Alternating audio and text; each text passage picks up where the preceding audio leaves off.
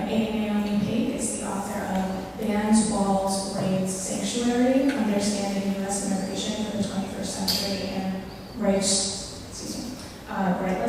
Testimony and Redress in the U.S. Prison Camps since World War II, as well as articles in a range of academic and public-facing venues. She has also co-edited 4 special issues of Radical History Review, Militarism and Capitalism, Radical Histories of Sanctuary, Policing, Justice, and Radical Imagination, and Alternative to the Anthropocene. With Kat Ramirez, she co-edits the Borderlands section of Public Books, and with Sam Vaughn, she co-edits the Politics of Sanctuary blog of the Smithsonian Institution. She's an associate professor of criminology, law, and justice in the Global Asian Studies at the University of Illinois, Chicago. Thanks so much. How's everyone doing? Good evening.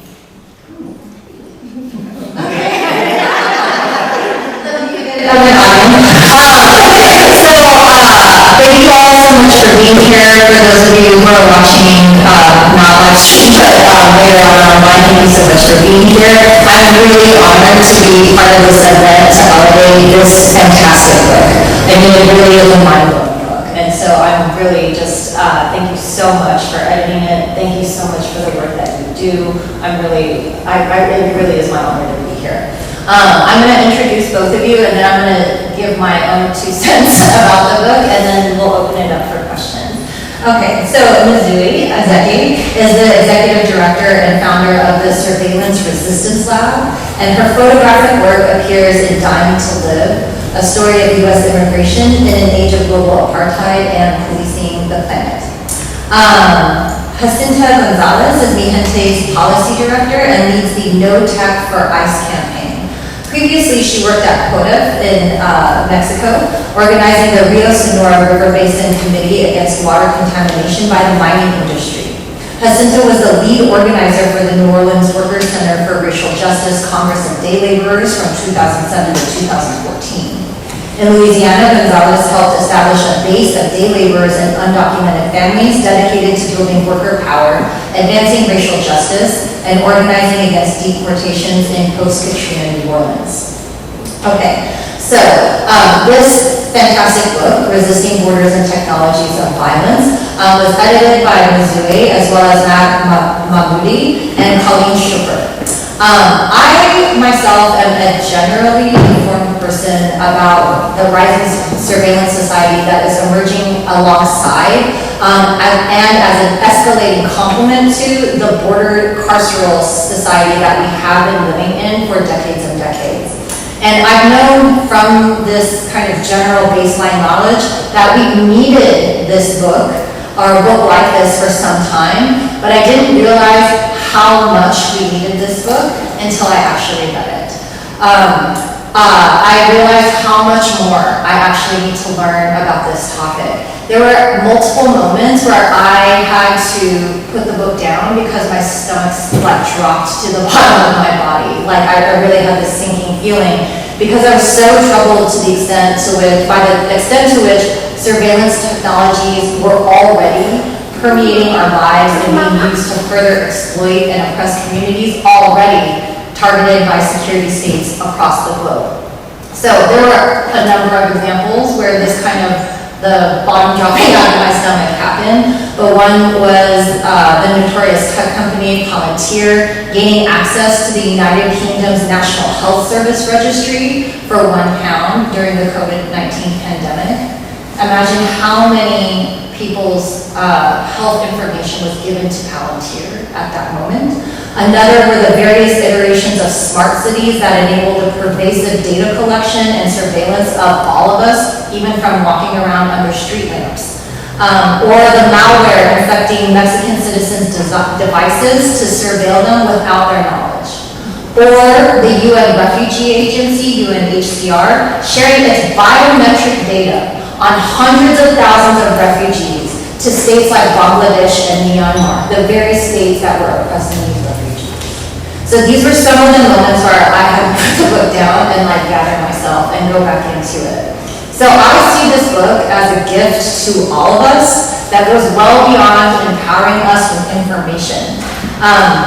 one of the things that I really thank you so much for is for highlighting connections across space, highlighting connections across all levels of government, from the local to the national to the international, the connections between private industry and corporations and public policies, among the securitized states of the global north, the EU, North American states, Australia, and Israel, and the export of Israeli technology that is increasingly mimicked by other states.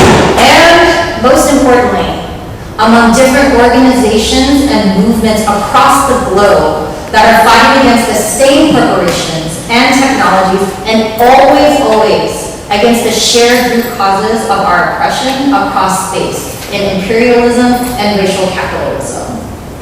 So many of the challenges that are presented by tech surveillance are rooted in how obscure and complicated it seems. It seems like we can't really see it, we don't really know where the targets are. And so even though many of us use technology every day, we don't necessarily think about it, we don't necessarily see it or understand how we're being tracked, right?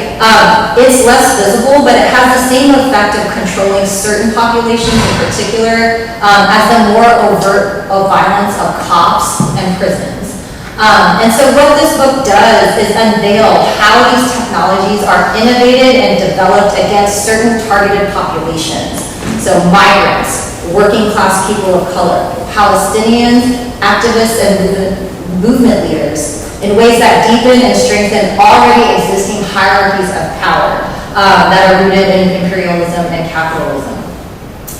The book also shows us how these technologies are permeating our social, political, and economic lives altogether. So all of us are subjected to these surveillance regimes, even if we don't know it, and even if some of us, are not yet the primary targets. They're still sweeping up all of our information and our data. So this book shows us why it's important to examine surveillance technology and border regimes in particular, right? So borders, not dissimilar to what we're seeing in Palestine, are laboratories where technologies get funded, innovated, and legitimized, right? But those technologies don't stay put in the borderland regions, right? As we've seen, borders don't stay at the edges of national territory, but permeate throughout the interior and extend into other countries and even into the open ocean, right? So we see them in our cities, our farms, our neighborhoods, our schools, our health centers, and as the book shows, even into our very bodies. Okay, so surveillance technologies are advancing the spread of the border everywhere and assisting the sorting of lives into the exploitable and disposable versus the worthy and the welcome. So everyone needs to read this book. Once you read this book, you need to buy 5 copies and give it to 5 of your friends. You need to be teaching it, you need to be dialoguing about it, you need to be talking about this, because this affects literally all of us. So, with that, that's my spiel. No, I mean, for real, you guys, like, this is really one of the most important books I've read in a long while. So I really appreciate the work that went into this, and the work that it is elevating and highlighting, right? Because this didn't come out of nowhere, right? So I want to open up with some really broad-based questions. So on the one hand, the book, one of the main things of the book is that it shows us that it's not the technology itself that is the problem, right? The technology is accelerating, amplifying, extending, deepening already existing problems, right? Rooted in the sorting of human lives, right? On the other hand, these technologies are important to think about, right? Because of the way that they're deepening and extending these terrible systems. So I wanted to hear from Mizue first, if you could talk a little bit about how this anthology came together and why this was the moment to bring these different analyses together. Thank you so much, Naomi, for actually reading the book. That's really cool. And then for joining us here today. And I think it's interesting when you put together a book. It's probably the only book maybe that I'll ever put together in this way. But it comes out of really something very deep, which is the organizing that we've been doing separately and then together, and at a moment in time which I think is really something that's very profound that we have to grapple with because it's become so normalized in a way. And it's, I think, the moment after 9/11 when the Department of Homeland Security was founded. And, very much a continuum, I always say this, but we have to understand history and oppression as part of a continuum, right? So as I talk about in my chapter, and as the chapters talk about, you can't separate the current moment, of course, from legacies of conquest, colonialism, slavery, and everything else that's built upon it. And, it's also important to recognize that the laws of this country are built on those very oppressions, right? So if we're looking at how movement is restricted in this country, you have to look at the genocide of Native Americans and the forced removal. You have to look at, the forced removal of people from their lands to become enslaved, and then also the movement that was restricted afterwards, after slavery was at least legally ended. And all these things are really important. But there's something super important about this time, something that happened when the U.S. government decided to reorganize itself massively, right? To put, I don't remember, but 22 agencies, I don't know, a lot of agencies together into one big entity, Department of Homeland Security, where then everything became a problem of national security, right? And public safety. So now the FEMA, right, who's responsible for recovery disasters, is part of the Department of Homeland Security, right? And so when you're looking at the climate crisis, the lead agencies in charge of it in the United States now are the Pentagon and the Department of Homeland Security. And so I think that's, to me, something that animates this work, but also just to say that what was very important to this work and the work that I continue to do is the organizing and the struggle that underlies every single period of moment, right, where people are fighting to change the balance of power or to overthrow systems of oppression. And this is why I just wanted to be clear in terms of the work that Jacinta has done. It's a very important person to me, just as a friend deeply, but also just in terms of creating the political space and the moments and the work that we've done together. I know we're going to talk about it a little bit, but I just wanted to name that. So how this book came together at this and why now was after, I think, about 10 years or 13 years of fighting what we call the escalation of the police to deportation pipeline, which I know we'll talk about more. But what we mean by that is we have in the United States an extremely rigorous system of policing, domestic policing, right? And we can all be very clear that it's a very racialized system, it's a class-based system, and that there are many, many people who have been regarded as, hierarchies of worth that are created based on criminal contact. So that's already pre-existing, right, from DHS.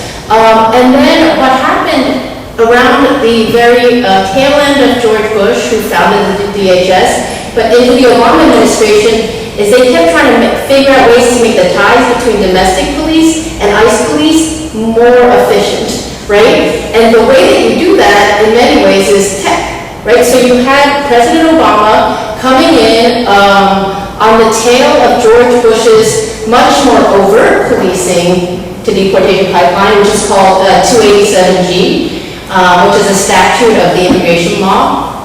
That was where you had police deputized to act as immigration officers. It was actually very fraught because it was clearly racist, because that's how policing operates. And so one of the ways that Obama came in was to basically say, let's actually automatically share fingerprints of anyone arrested with ICE, and I know we're going to talk more about this, but just to say, this is the kind of the thinking that we're doing, this was happening.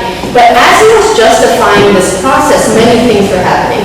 Obama's administration was basically saying, well, it's not racist because it's just technology, right? So, and then he was also saying, well, you don't want people who might be recidivists going back out on the street. So one way to get rid of recidivists is to deport them, right? And so this rhetoric of kind of merging what Ruth Gilmer says in the book, the magic wand of criminalization, that was very much what we call the rhetoric and the narrative, but very much shaping this idea that, well, DHS isn't only about the war on terror, right? But it's also protecting our public safety. which is also very much became part of what is the war on immigrants, right? As another group to be regarded as a perpetual threat for which any form of state violence is legitimated. And so this is all happening in the Obama eras and lots of organizing happening. And then Trump becomes president, right? So we always think about George Bush, like his main targets were like it's the Muslims, right? And the undocumented workers. Then you get Obama, who's like, well, it's some of the undocumented workers, but it's more the recent border crossers and the immigrants with criminal convictions. That's the problem. Then you get Trump, and he's just like, let's say everybody, right? And now I have the world's largest policing, detention, and deportation apparatus to wield, right? Billions of dollars at my disposal, tens of thousands of immigration police. This is happening. So bringing it back to why this book, I'm organizing in New York City at the time, and in 2014, many organizations have come together to fight for municipal ID for undocumented people. Because in New York and in most places, everyone needs some kind of state-issued ID, right, to go pick up your kid or enter certain buildings. And we won what was called a municipal ID, IDNYC. And we found out in 2017 on Twitter that the city was trying to digitize the ID. Right, so they're issuing what's called a request for proposal. Any corporation can come in, could you put a chip on the ID? Because we want that ID to become the thing that lets you get on the subway, tap and go, where all your medical records are housed, where if you're unhoused, every homeless shelter stay, and it's a financial service for the New Yorkers who don't have access to bank accounts. So that whole process led me to talking to organizers around the world, being kind of like, what's up with digital ID systems and how are they used as a form of policing, right? And what happened to me was the same thing that used to happen to you. When you read the book, it kind of just blew my mind, right? Like learning about the Aadhaar in India, learning how it's weaponized, right, against Muslim people, how people are getting excluded, how biometrics are being collected, right, as a requirement. You have to get your iris scan taken to get your food ration by the UN and all these things. But it was incredibly difficult to convince the city that there was any risk to anybody, right? And partially because it became very clear that the idea was being driven by corporations, and then the people that they actually cared about consulting with the city was the NYPD, right? And so we organized like 64 community organizations and like got everybody really protesting. It wasn't, I think it was because of COVID, honestly, that the proposal didn't move forward. But it really had me thinking about many different things. Like one of them is this problem is so localized in many ways, but it's so global in other ways, right? And we have to understand some things are made invisible to us for a reason, right? And it's impacting, like the avenues for us to fight back are getting smaller and smaller, in part because we can't see it, right? But the other thing is that I think, from our organizing perspective, because our fight was so urgent, we spent so much time focused on this problem on the very local level, right? And that it actually has such global dimensions that we have to bring together. But there is something about how the United States and the European Union and Israel, its main partner, have organized the global economy that we have to understand better. So I just said a whole lot of different things, but the point to me was like, as people trying to change the world, right? We have to be able to connect the dots in a different way. And if we can't understand that when a city puts in a streetlight that has closed circuit TVs in it, that's not going to become a weapon for cops and corporations, then like we're missing some kind of opportunity, right, to fight back for people power. So that's kind of the long-winded thing about how that came together. But why now is I think this is just the beginning of the story, right? Like it doesn't include Australia, which has like, one of the world's biggest systems, effective ways of pushing people out. Also indigenous people in Australia very clearly being, using technology to create like hierarchies there. It doesn't include what's happening in Africa in terms of like the mining and tech. So there's a lot of big stories to be told, but I think part of what we're trying to encourage amongst those of us that have been so conditioned to not read or not think about these things is how can we make it clear that people all around the world are fighting and trying to figure out how to make these connections and what role we can play in that. Oh, you want to ask? So, thank you for that. That was a lot there. No, but it was all, like, I think it speaks to the richness of what's in the book. Because that story that you told about the New York ID and the digital chip is not necessarily in this book, but it's essential to the origin story of this book. And then it also shows how all these different kind of threads of this technology web are come together, right? Corporations, the NYPD, the kind of crisis thinking, and the inability of policymakers to see this as anything but common sense. This just makes governance more efficient. Wouldn't it be more efficient if we just had this one card and you could use it at all of these different services? What is the problem? Right? And I think this is why it's essential for us to read this book so we understand why it is a problem on the detailed granular level. And then also thinking about how, yes, the work has to be locally rooted, but then also connected across space to these other struggles. So there's a lot, but all of it was essential. And Jacinta, I was wondering if you could tell us, like, one of the things, so Mizue interviews Jacinta about her work in one of the excellent chapters of this book.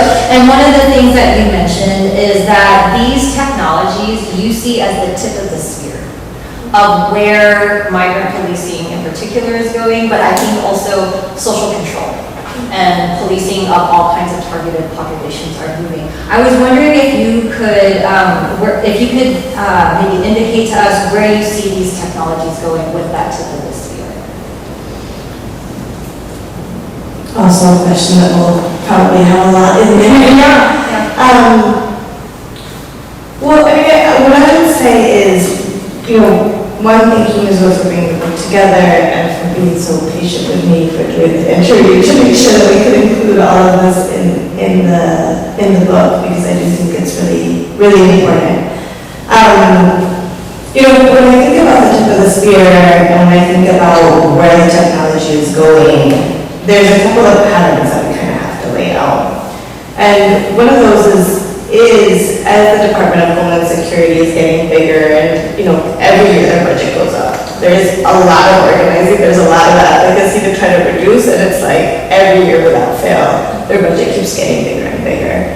And as their budget keeps getting bigger and bigger, more companies are like, ooh, that's where I want to get some contracts, right? It's the same as the military industrial complexes, all of these things that now a lot of tech companies based in Silicon Valley are like, oh, actually, there's money to be had there.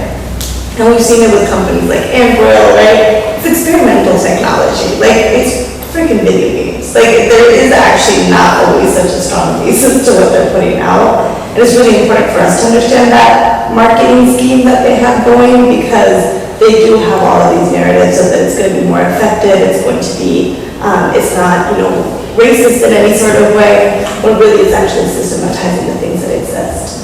And so as that is being seen more and more as an industry, and U.S. policy, one is to close the border here, right? We're seeing it with policies that are coming out recently from the Biden administration. But one trend that we're seeing globally is this idea of the border being everywhere, but pushing the border out, right? So it's not that the border with Mexico is just this like fine line. It blends into the interior, but actually goes down to Panama, right? And trying to control migrants that are coming in through South America. It means controlling flights that are coming from across the world to Mexico for folks to be able to cross. And so that exteriorization of the border, I guess that's the word, creates the opportunities for all sorts of different technologies, right? And so in some places that looks like technologies, to be able to monitor boats and boats coming towards. In other places that means being able to track migration patterns. In a lot of places it looks like sharing biometric data, right? So both being able to track where people are at and using biometrics as a new way of creating ways of monitoring people no matter where they are two places where we see this technology growing and expanding. And the implications are huge. I think one of the things that we've seen, for example, right now in recent years with Border Patrol has been the use of now an app to ask for asylum, right? CBP-1. So again, the app will make it simpler, will make it more organized, will make it more orderly. It also means that it's a asylum, which is already something that's, this administration and this government in general, no matter who is in power, is trying to make sure that is more and more and more and more limited, right? And, you know, having an app is part of that agenda, right? And one of the patterns that we keep seeing is they're like, well, this technology could be used for that, but we're not using it now. And what we start to see is they start to open the gate, right, little by little in terms of how they're being able to use this. And so you give the example, for example, one of the stories in the book with Palantir getting health data from the UK. They also have a contract with Health and Human Services here in the United States. And not only are they working with Immigration and Customs Service, it also turned out they were working with New Orleans Police Department for many, many years doing predictive policing, right? So again, all of these points are kind of connected in terms of being able to find new sources of data to feed in. So the three trends that I see is the border becoming more external, right, and tracking people using biometrics, but then this idea of trying to get as much data in as possible. And that is both getting data from the government, but also getting data from private sources, right? And that's why, you know, data brokers like Thomson Reuters and LexisNexis, which have been two big targets for us on the No Test for ICE campaign, have been so important because these are the corporations that are literally stealing all of our info and then figuring out how to package it and sell it to police departments and ICE. And some of that information includes really basic things like your utilities, right? And so people are being put in this awful position of, do I choose having electricity in my home or making sure ICE doesn't have a way of getting my address, right? People all the time ask me, what's the way to protect myself? I'm like, don't get cable. When you stop paying cable and it goes to collections, guess where that address is going to end up? And so it's actually understanding how data brokers are also using all of this information to give it over to police agencies that's really important. And, you know, I'll just end with saying that, you know, we talk a lot in this book about borders and, you know, obviously a lot of work in the immigrant rights sector. But part of what the plan that we're seeing, and we just came out of 3 days of a convening called Take Back Tech that we helped co-organize, is that it's not just in one sector. Right. If you're fighting against cash trail, let me tell you, there's going to be an algorithm to figure out how to keep people incarcerated long. You're organizing against, you know, having the folks that came in from Phoenix, right? They were able to get cops off of campus. They were so excited to get school resource officers off of their campus. Guess what? I would have new types of metal detectors and apps for your passes and all of these other things, right? So students are having to organize against surveillance in their schools. You know, if you're talking about rights to access to abortion, right?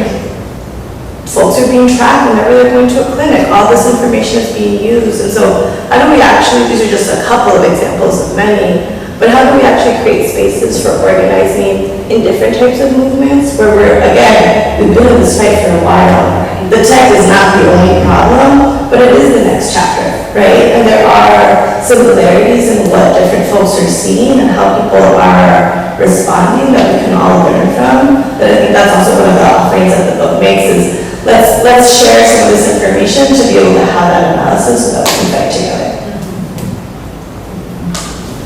And again, you're kind of indicating like how all of these different kinds of movements and how all of these different kinds of issues are actually connected through the technologies themselves. So it does feel overwhelming. It does feel like a kind of capital C crisis. And also there are a lot of opportunities to make those connections among seemingly separate issues, right? But they're actually very much tied together and part of a single project. Yeah, I also want to say, like, the part about the data brokers is so important to think about because it is the backdoor to the Fourth Amendment. Not that we have much of a Fourth Amendment anymore, but to the extent that we have a constitutional right to protection against unwarranted search and seizure, this is a total backdoor. You don't have any kind of protection against that when it comes to the data brokers, right? And that affects all of us, not just the most vulnerable.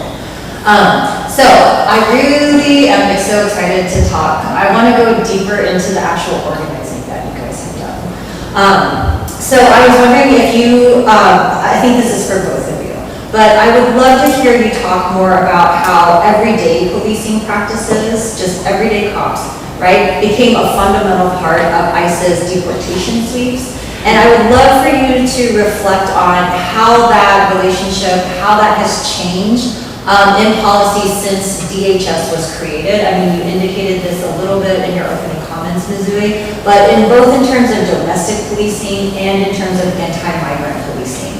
So how, what's the relationship between everyday policing and deportation? And then what's the change over time since DHS has been created? And then if you could tell us in that narration over the last 20 years, what has been normalized in the last 20 years that really shouldn't have been normalized? And maybe that indicates some lessons for us since we are at that kind of earlier cusp of digital surveillance tech. Maybe we can put some stoppers in that we weren't able to put in, 20 years ago. Does that make sense? That was a really long question. So, does that make sense? Okay. Okay. Do you want to start? Yeah, so everyday policing and ICE, and then change your returns to DHS. And what should be, what shouldn't be normal? None of it should be normal. None of it should be normal. None of it, that was an easy one. I answered that one. I'll take the next question then. So, I think I met Mizue during the Obama administration. I started organizing it under Bush. And so we can really see actually like the sort of the stages. I remember one of the first deportation cases that I did, like they would do verbal impulse in the jail, right? And so ICE would just call the jail and be like, hey, can you hold this person? They didn't have paperwork for it, right? Like that was kind of the routine in terms of the relationship. It was local police, local jails, and ICE, we're all police, that's our camaraderie. But then you start to see it become more and more systematized, right? So then you start to see it actually that using detainers and putting down these unofficial requests, or official requests, but that had no legal holding, right? Like they really were just like, hey, can you do me a favor? It was the little piece of paper. And so, when I first started organizing in New Orleans, I would talk about all the time, like schools were like, had no idea what to do with immigrants, right? They were like, I have no idea how to bring people in. The healthcare system was like, I have no services to share, so I don't know what to do here. But Orleans Parish Tourism was like, oh yeah, how this goes, right? Send the cops to the daily corner, arrest people, bring them in, we'll work with ICE. And you start to see that become more and more fluid.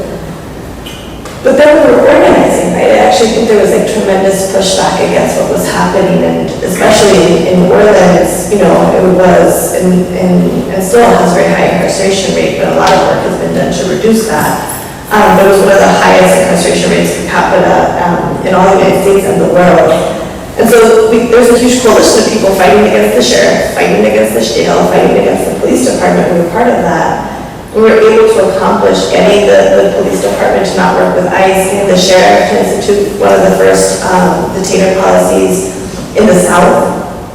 And maybe a couple months later, we had ICE agents in neighborhoods doing raids with mobile biometric devices called Eddie machines that were literally created for the wars in Iraq and Afghanistan to create files on people to be able to identify people. And that's what they were using in New Orleans to do history.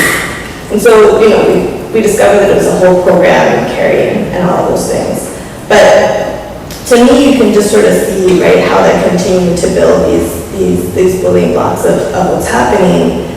And what we're starting to see more and more is that because now the relationships with local police departments still are very much connected, but there have been some wrenches thrown in, that now more and more they're relying more on these private data brokers, right? So when you think about in the Trump administration, how many huge workplace raids there were, neighborhood raids, particularly in cities like Chicago that consider themselves sanctuary and have some, roadblocks for ICE, they were getting people's addresses again from their bills, from their, utilities, from getting traffic tickets. That's where they were getting their sources of information.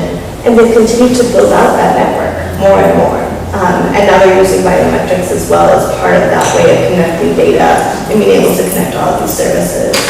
And it's not only here, but it's international as well, right? I'm thinking about one case, Galliano, his whole family fought to stop his deportation. He was released from detention.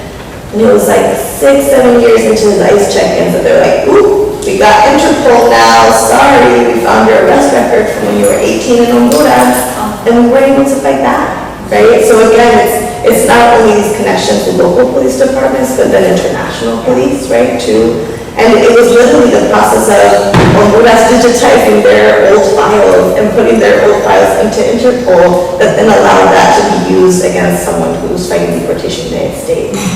And so you start to see how all of these things are, again, they may not be able to do it now, but you can start to see where they're driving towards, right, and what they're trying to do.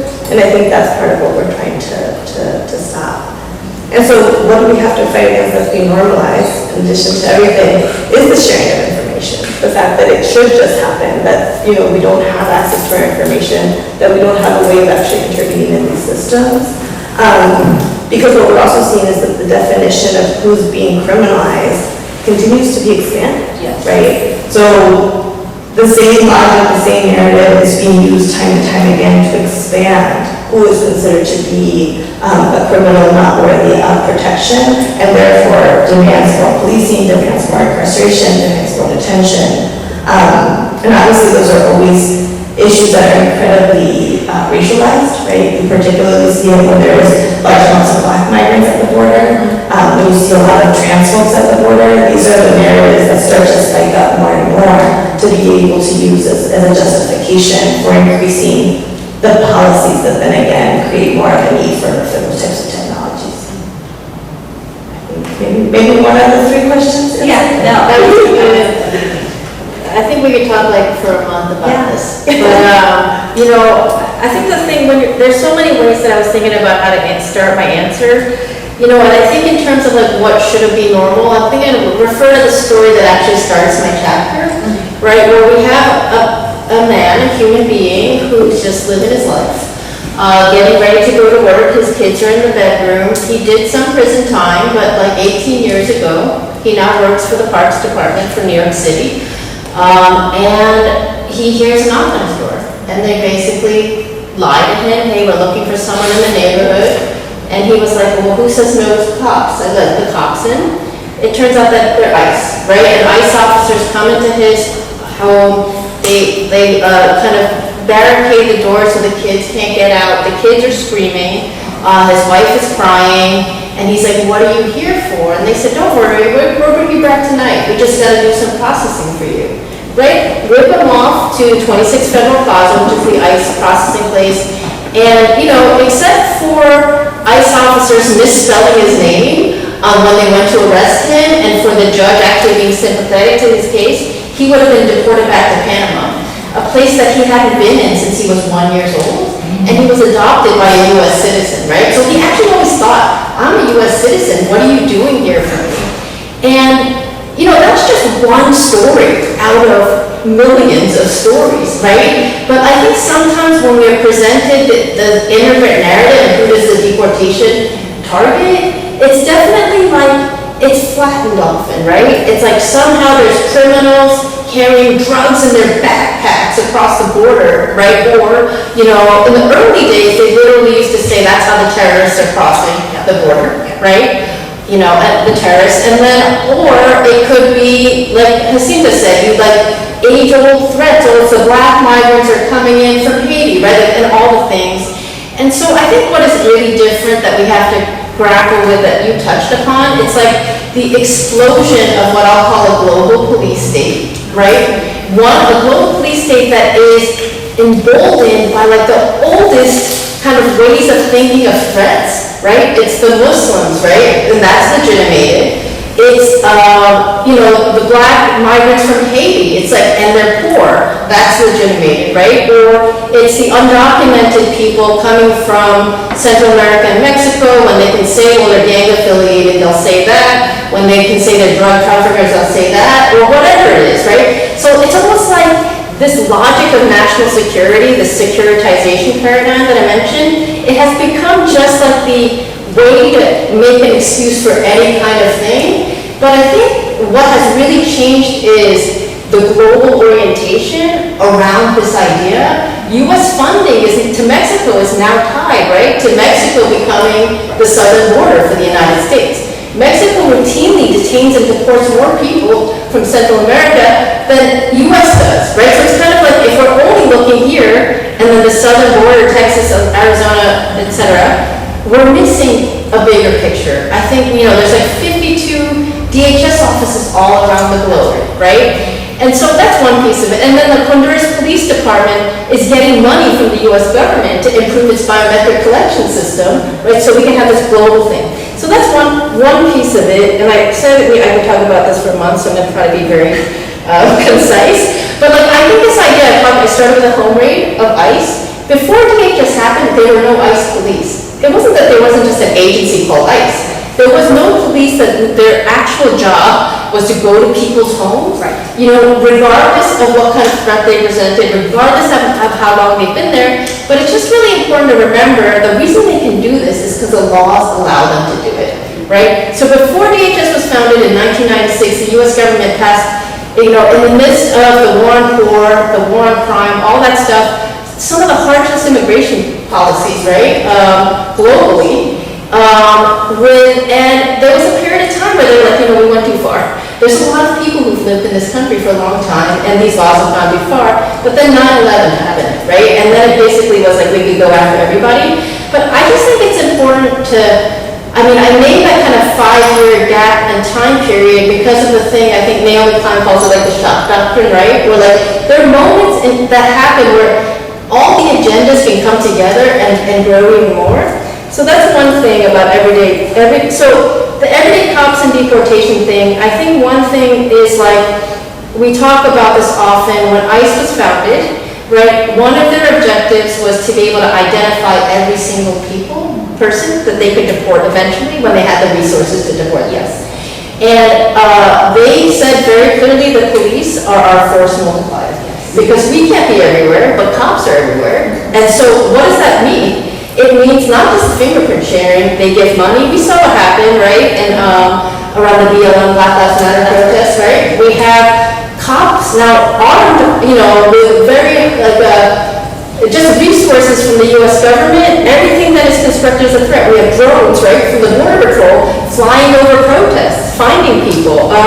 And so I think this thing that what has really changed that we are grappling with is how when you have so much agreement across the Democrats and the Republicans, we see this now in Palestine, right? A lot of damage can be done when something is seen as a legitimate activity.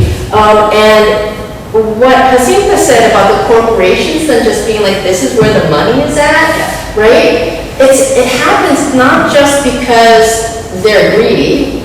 It happens because the system is set up for them to be that way, right? And so I often talk about how the solution space to every problem has been occupied by cops and corporations, right? And I think something that DHS did was it set a global template of sorts. So if you're going to play with the United States, these are the things that you have to do to comply. And then you have now the EU, the European Union, and the UK, right? And now China and India all kind of following the playbook. And so I think that's to me the acceleration of things is something that we're grappling with. And what has been normalized that shouldn't have been is what Jacinta said, all of these things. You know what I'm saying? Yeah. Sorry, I can keep going. No, I think, again, there's so much that's being brought together through all, and especially over the last 20 years.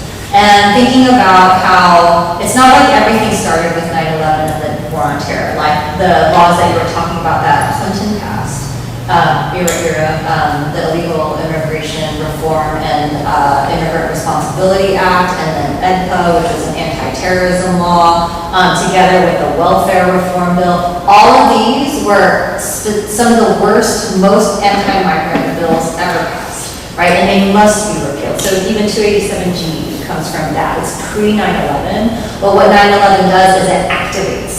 It activates what's already latent in those laws and mobilizes it, right? And 9/11 gave so much legitimacy to all of the trends that you're talking about. So again, the whole reason why DHS became a thing is because, the FBI, the CIA, local law enforcement, state law enforcement, they're all separate. They're working in different sandboxes. We can't have this anymore. That's why we let this happen. So we have to integrate all of these security agencies.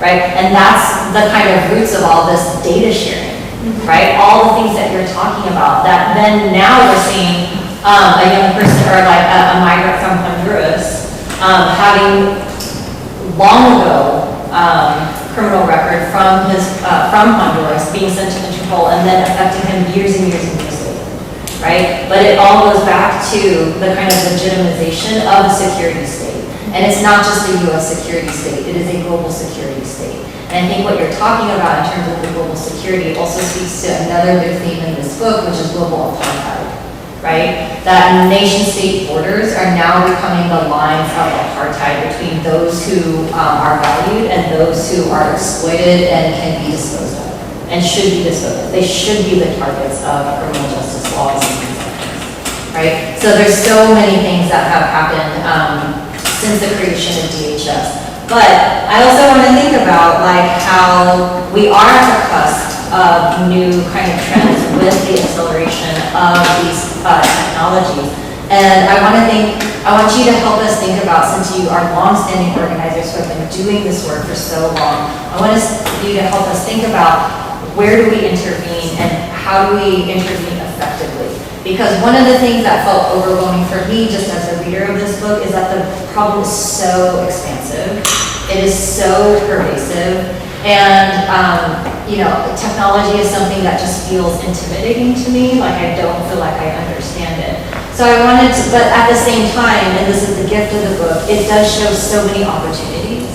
And what's wonderful about this book is that it offers us case studies of organizing in locally rooted places. So it's not like we're not just adrift. We have models to follow. So I was wondering if you could talk a little bit more about how to, like with such an expansive system, how do we pick targets?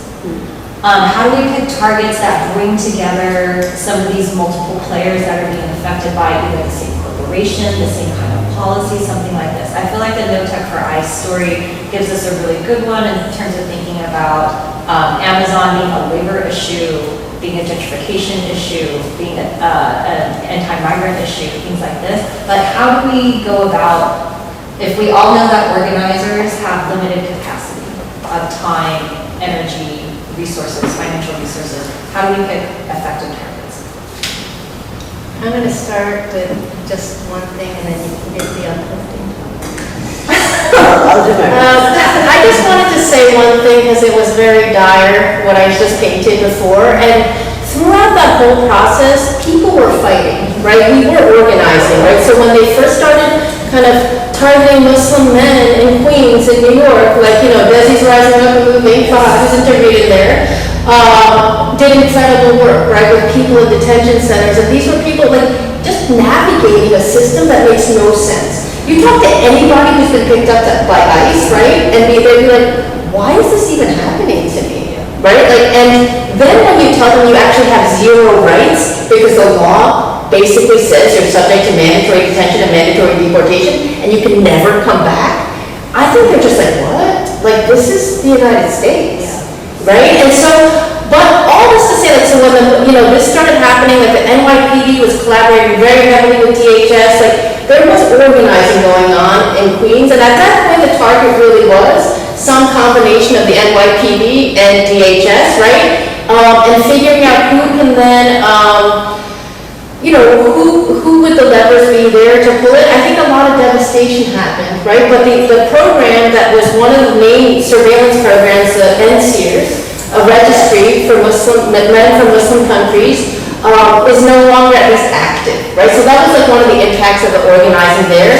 It used to be during the Bush era that if you were a Muslim man from one of, I think, 26 countries in North Korea, you had to be in this registry that would be visible to police, NYPD, any cops when they stopped you. That's not happening anymore. That's a victory of sorts, right? The stuff where Jacinta and I met is we were both doing a lot of organizing to prevent police and jails from just turning people over to ICE just because they asked, right? And in that fight, we always organized fighting for the rights of all the people, right? Which I think was the context. If you look at the immigrant rights movement in 2010, the big frame was there were good immigrants and there are bad immigrants, right? We are not criminals. Why do we deserve to be deported? And I think, no one may ever write in history about this, but if we didn't do the work that we did, many of us, not just us, we wouldn't have at least have that kind of consciousness that's okay, actually not okay to police people, whether you're a citizen domestically, right? That's a racialized practice, and so is this one. And so I think that that's something that I think is a really critical piece of the history. And then we know that, undocumented, unafraid, the visibility of young people basically saying, I know I have no rights here, but I'm going to figure out how to make them. That all these things have an impact. So that's my kind of positive piece on this, that I think sometimes when we talk about the scale of DHS, we kind of forget about some of the fighting, and that's part of the hope of this book too, is that people are aware that, centuries before, centuries after, people are always going to be struggling for justice. That was uplifting. Yeah, I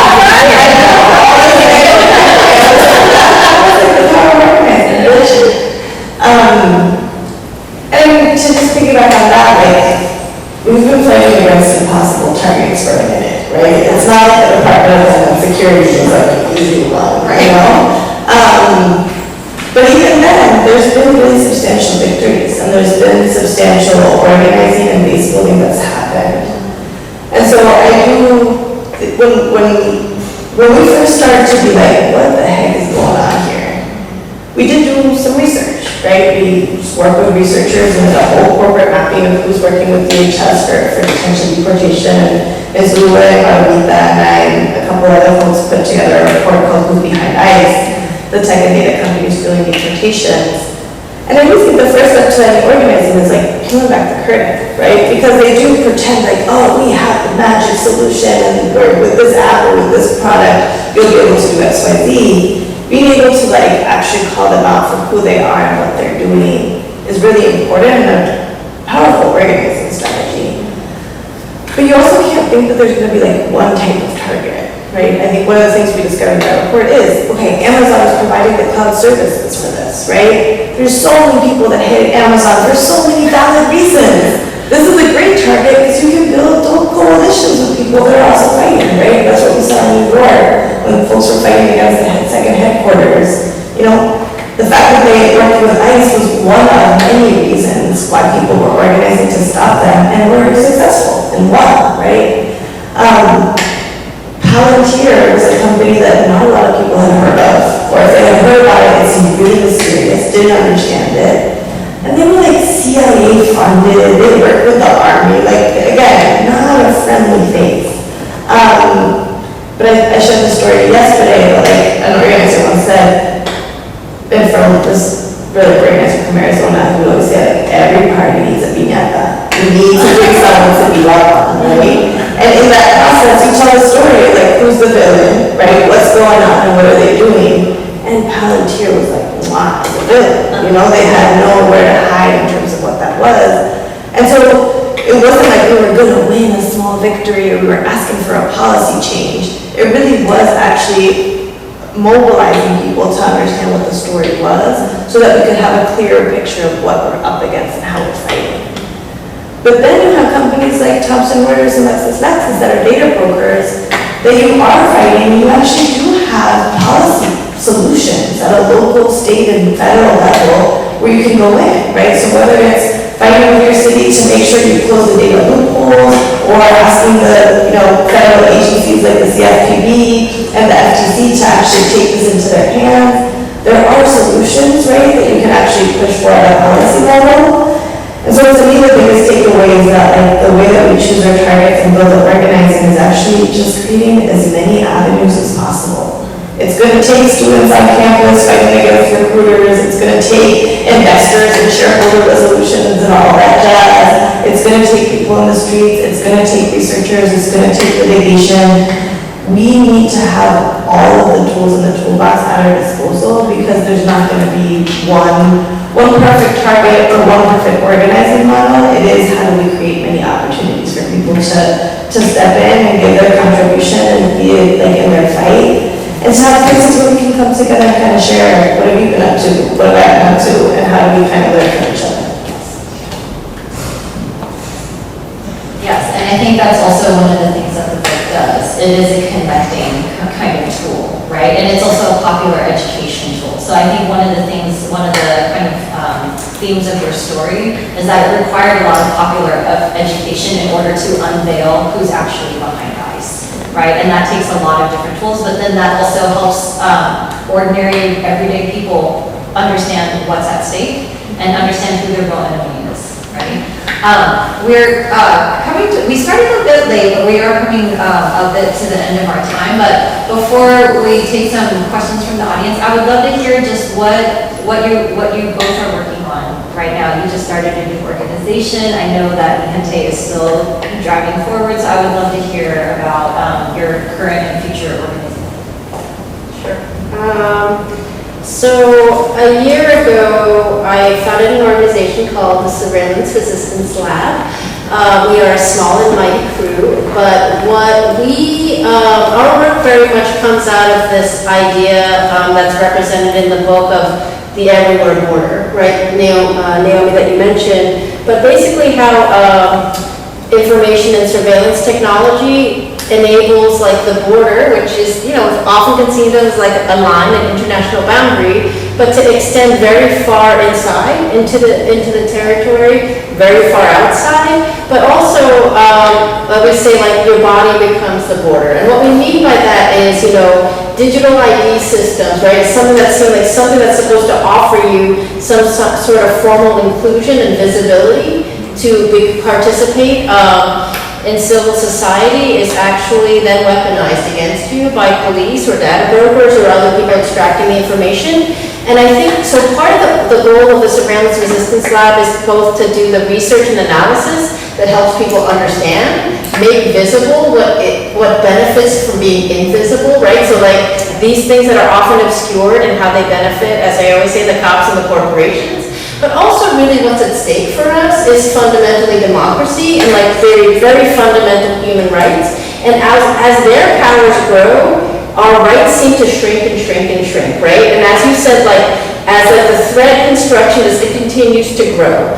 And so I think there is a we talk a lot about how we need to expand the terrain in which to organize, but we also have to support movements with the tools, right? To be kind of just like, and Jacinta will have a lot to say about this, right? When people are fighting for the fight for your lives, people are getting deported, or our kids don't have food at schools, or we don't have clean water, right? And those are all really real and important fights, but then what can we do to support you? Right, to understand maybe what's happening next year, or 5 years, or 10 years later, if we all of a sudden say, well, this system in our school is actually giving more access, like free Chromebooks, right, for all the kids. Now the kids all have computers. Well, that's cool until they start spying on you, right? When kids are being schooled at home, or being used to discipline students or track them and all the other things. And so that's basically what the lab is working on. Also, very much at this intersection of the public sector and private corporations. So spaces which should be sites of care, like schools and healthcare facilities that are becoming kind of other arms of the surveillance state. So that's, in a nutshell, what we're working on. Thanks. Well, we just got done this meeting, so that was a big part of our work this year, was being able to convene Take Back Tech together with Immediate Justice, and brought together a lot of folks that have been doing a lot of amazing, brilliant organizing around this. So I think, continue to figure out how do we deepen those relationships, and I think there was a lot of just great energy. So it's like, more of it, or organizing it. So next year, I was like, what about next year? I'm not really sure, but we have to figure out how to relate to that. We're also continuing to do a lot of work around data brokers, so that particularly has been an issue both here in Cook County, working on trying to figure out a way to close some of the loopholes on the current detainment ordinance, but then also at a federal level as well. Particularly partnering with Just Futures Law and other groups like this as well. It's also, I'm wearing my Choose Melissa shirt, but it's hurting more than it's not control here, right? There is so much at stake in this next election. We have really shitty choices. And we also can't afford to sit it out. And so the way that we have this doing it is we have a 20-city national tour going on. We have an RV currently parked outside my house. But that has already gone to California, to Las Vegas, to Colorado, so coming up here and going to the East Coast, going to be back here for the DMC and going everywhere to basically get people to share the cheesiness, share the tea around politics, around how we organize, around how we bring our communities together in these hard moments to be able to take action in all of the hard places. We're going to be ending in places like Georgia and Phoenix and in Arizona, where we have a lot of members both organizing but also parts of the government, right? They're trying to figure out what type of local solutions we can invest in to fight against surveillance, but also against a lot of other things that our communities are facing. So catch us on the RV. Yeah. We have a few minutes left if there are questions from the audience that anyone would like to raise.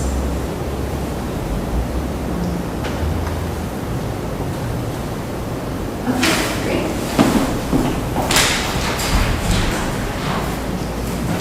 So we know that we're in a time of anti-intellect. How do you address that? I'm being kind when I said that.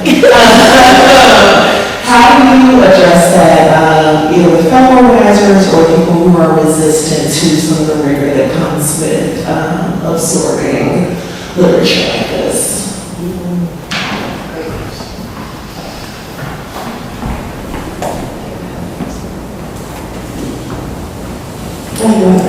I think the way I would be very generous, and it is a real challenge. But I will say a couple things. One, I have been amazed by how many nerds we have in our movements, right? And sometimes I feel like our beautiful movement nerds, sometimes we're in each other's little corner, right? And so part of, again, why we're competing and all of these other efforts is like, let's get each other into the same room with each other because there's so much to share. Also about strategies of like, how do we share our little like, and this is connected to this, and did you know that this company had a relationship that blah, blah, blah. We'll get all animated and other people are like, I don't know what you're talking about, right? So I think one is actually sharing space and opening space for the nerds has been important. It's also like partnered with Haymarket to have the book fair because like, again, it's like, how many times like we have that experience of like, I read that book and, right? And so like being able to replicate those moments as much as we can for each other. But the second is actually creating really simplified tools, right? During the Obama days with like all this stuff about like, and the fingerprints go to this agency and that agency and all of this, we would create like this pipeline game, right? And it was actually like a way for people to do it. So actually using real popular education tools to be able to do that. And on our Protect for ICE website, we have like a comic strip and we have like actual like workshop guides for people of like how to explain what data is, right? And how to like make some of those connections with people. So to me, it's like, let's lean into the nerdiness on one side with those who are wanting to lean in. And then let's also create these other tools for folks of like, explain to me like the 5-year TikTok videos or like, how to offer a workshop or like, what's art that actually like pops up for folks and actually makes them want to come in and ask the question as such a like fundamental way that people are making the connection and feeling like there is pushback in an environment where we're constantly bombarded with like the tech is the good part, it's the cool part, it's what makes things easy, it's what makes things accessible. I think we also have to contend with that because sometimes our narrative is so like dark and gloom that people are like, you can't be talking about my TikTok. That is not possible, right? And so there's a way that we actually have to also meet people where they're at. And if we're constantly also being so doom and gloom and critical of things, we're not understanding why people are engaging with the technology in this way, right? I think we also bring it up a lot when people talk about the privacy frame. I'm like, when people are sharing like what they have for lunch and what time to go to the bathroom, they're not really concerned about the privacy factor, right? We actually have to talk about it in terms that people understand and use in their day-to-day life. And I think that's also been really important for us, particularly when you're telling people that like ICE is watching you, right? You're like, wait, explained it to me in a way that, the folks from Stop LAPD, from Spain and Los Angeles always talk about it's power, not paranoia, right? So how do we also develop ways of talking about these things that are letting people feel informed and powerful and not like, oh shoot, Big Brother's after me, how am I gonna respond? And actually makes them pull away from organizing, right? Because that can also be an effect. Like how do we actually empower people into thinking that knowing the systems gets you to actually have the strength of the analysis to want to take them on versus want to hide from them. Should I add one thought? I mean, I think also, I don't know, as you were speaking, I am a little bit obsessed with this idea of shock doctrine. I think it was very impactful when I thought about it, and I think that we also have to take moments as our own shock doctrine. Like when the whole thing happened with George Floyd, like there were, abolition now was a household word, right? And people were building that for decades and decades and like really refining the analysis. And all of a sudden, most reasonable people will not ever say that policing is not racism, right? And somehow policing, at least in this form as it is, has to be abolished as well with systems of mass incarceration. That's a little bit now taken for granted, right? It wasn't like that 10 years ago. I think like another thing that's kind of taken for granted, I think, is this idea of not one word, it was a slogan, right, that Jacinta and some organizers in Arizona, I think, came up with, right, at the point of deportation. There's this idea that no one should be deported because it's a system that's oppressive. That kind of taking that slogan and then breaking it down, what underlies it? Palestine is now a moment, right? People are trying to understand, wait, what is empire, right? How do I understand imperialism? What's settler colonialism? It's a process that's still ongoing there and also here, right? And I think so we have to be hopeful like that, but I don't disagree with you. Like it's a challenge, which is why this anthology was basically like, hey, can you take that whole big ass book you wrote and write me 3,000 words, right? Almost every scholar in there, and the same thing, can you take that 10-year campaign you did and give it to me? I actually need it in 750 words, right? Because we want people to know it takes a lot of commitment to read one full book by one person, right? And I think that the idea is like, if we don't understand this, we're in big trouble. So can we try to help you kind of move along these things? My colleague Doc is sitting in front of you. Doc spends a lot of time thinking about how do I take even this stuff and make it even more digestible, right? A short video, a TikTok, or a curriculum. I think we're in a moment where people like Gen Z, any Gen Z in the room? Yeah, that's one right there. really want to learn. They want to learn something. There's not everybody, right? There's always nerds in every movement, in every corner. There's always people that feel like, hey, maybe if I know a little bit more, I should be more effective. And that's kind of what we're aiming for, right? But I think there's an appetite. I sometimes feel like the problem is, it is so dark. Like it's very hard. So if you all of a sudden name a problem goes as far back as like colonialism and slavery, and then you're kind of like, like what? But that's also empowering in a way to just be like, I get it, it's structural, right? And these are the ways I've been taught to think about something. But wait, if I'm being taught to think a certain way and that's not how the world is, what's wrong with the people who are teaching me that, right? So I think we can all remember that moment where we figured out that our education was like, not our education, not education. So, but I do think that that's part of the actual vision of the people who control the internet that we also have to see. Like this whole thing you read about Silicon Valley tech people don't let their kids have any digital devices till they're like, what, 16? Because the brain is developing. You're like, oh, that's right? Because they've been pushing it for younger and younger people. And so there's like, a lot of interesting literature now actually in terms of who's being cultivated to think really deeply and systematically, and then who's actually being taught to think like, teach to the test or actual, very much that level of investment in deep thinking doesn't exist, right? And I think that this is part of the thing that when I talk about schools as a site of care, corporations have totally latched onto it with all the education technology and figuring out how to teach it, but it's not too late, right? And so I think part of our work is like getting those people to, how is it that we figure out a way to get people to be like, oh shit, I actually didn't know that, but I actually feel I'm able to become vulnerable enough to be like, I know I need to learn more, right, in order to be a better person who thinks I know everything, because I want to change it. Does that make sense? Yeah. I think there's definitely like a desire for truth, right? And understanding how did things get this bad, right? And I think as you've been telling us, like with each movement, people's popular education deepens, right? So I don't think we would have the kind of awakening we do right now around Palestine if we didn't have the 2020 summer of Black Lives Matter. And we wouldn't have had that if we didn't have the emergence of Black Lives Matter in Ferguson. And we wouldn't have had that if we didn't have critical resistance. And we wouldn't have had critical resistance unless we had had all the antecedents to all of the movements that we've had. And we also have to recognize, as you guys have been telling us, and as this book shows, that it's not just like a litany of disaster. That there's actually, there have been people who have always resisted, who have always been teaching each other, and there's always been a hunger to understand and really know what the deep roots of our problems are, because people don't want to live this way, right? And so I think like not getting the fan fiction version of US history or world history, but getting the real like tools to empower us is always going to be something that there is a desire for. It's just about kind of tapping into it and awakening. And I think we're in a political moment right now where we have that opportunity. And I think this is one of the tools that can kind of advance us into the next phase. So, but thank you all so much for being here. Thank you for everyone who's watching this online.